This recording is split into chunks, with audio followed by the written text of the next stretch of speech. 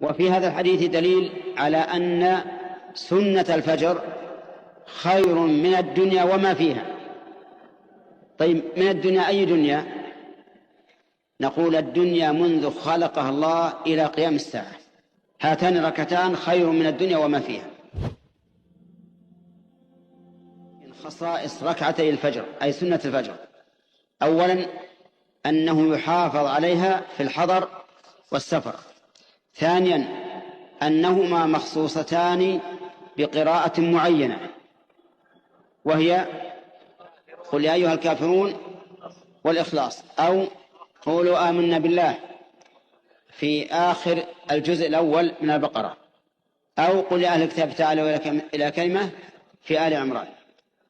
ثالثا أن السنة فيهما التخفيف، فلو أراد الإنسان أن يثقل ويسبح كثيرا ويدعو كثيرا قلنا لا تفعل، السنة فيهما التخفيف.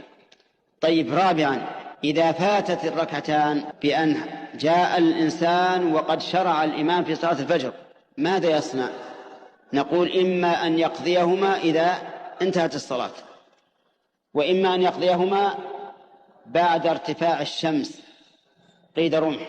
فإن كان يخشى أن ينساهما قلنا قدم وصلي بعد صلاة الجماعة ولا حرج، وإن أمن من التفريط فليجعلها بعد ارتفاع الشمس لأنه أحوط.